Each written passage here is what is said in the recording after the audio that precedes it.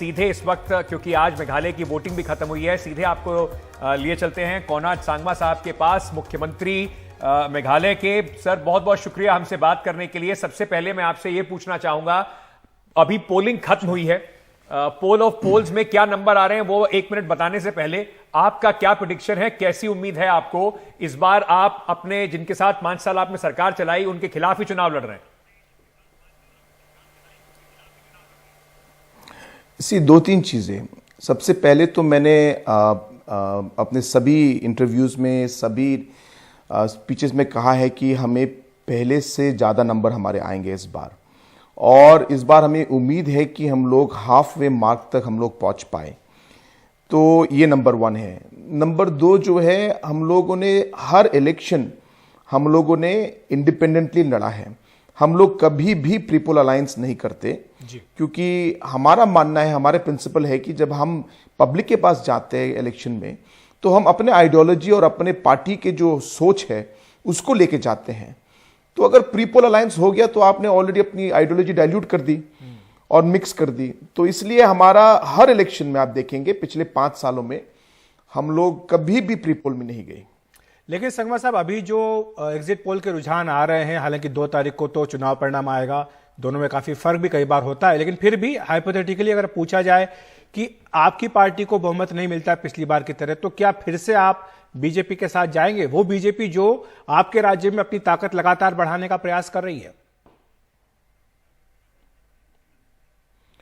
देखिए, हम लोगों ने जब सरकार बनाई तो हमारा एक क्लियर अंडरस्टैंडिंग था कि हम लोग सरकार में साथ में काम करेंगे, और हम लोगों ने कॉन्शियसली सब पार्टनर्स मिलकर हम लोगों ने फैसला किया कि हम लोग अलग अलग लड़ेंगे चुनाव। तो ये कोई ऐसा नहीं है कि हमारी हालत बिगड़ी और हमारे बीच में एक प्रॉब्लम हुए, इसकी वजह से हम लोग अलग हुए, ऐसा कुछ नहीं है।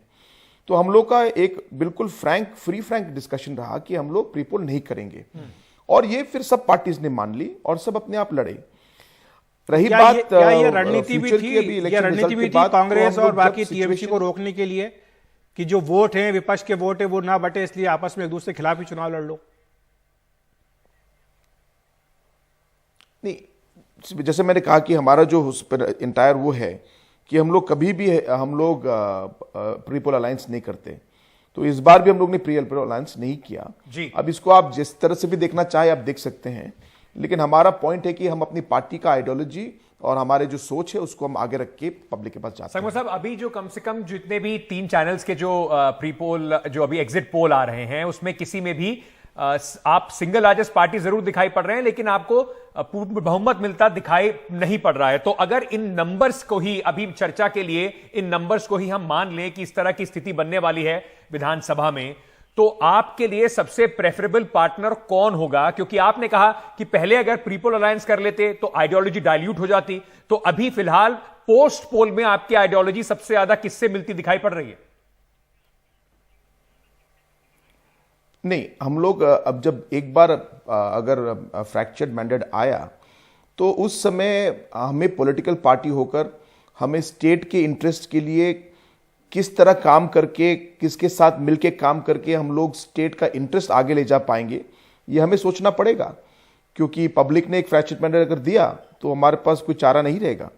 तो हम लोग जिस पॉलिटिकल पार्टी के साथ हमें लगेगा कि पब्लिक का इंटरेस्ट ज़्यादा सर्व होगा, हम एक स्टेबल गवर्नमेंट दे पाएंगे, ये सब सोच के साथ हम लोग आगे बढ़ेंगे। फिर बट आप ओपन हैं किसी भी पॉलिटिकल पार्टी के साथ जाने के लिए, चाहे वो बीजेपी हो, कांग्रेस या फिर टीएमसी? बिल्कुल हम देखेंगे जब समय आएगा। लेकिन हाँ, अभी तो हम लोगों ने ओपन रखा है।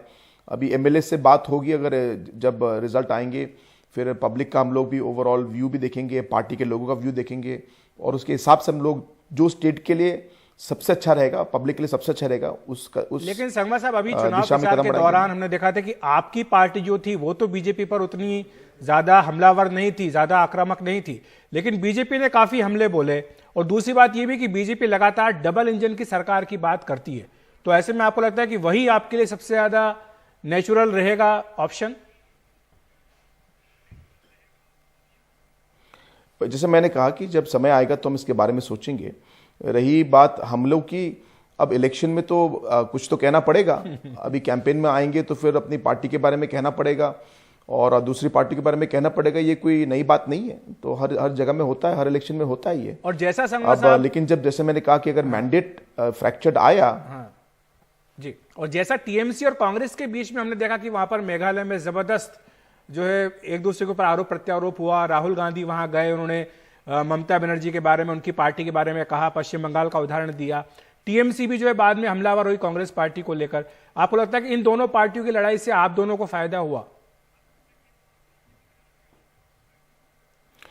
ये तो बिल्कुल क्लियर है कि अब जो है कांग्रेस जो एक तरीके से एक मजबूत दल था एक समय, और पिछले इलेक्शन में 21 सीट मिले थे, आज 21 से वो 0 हो गए इस इलेक्शन से पहले।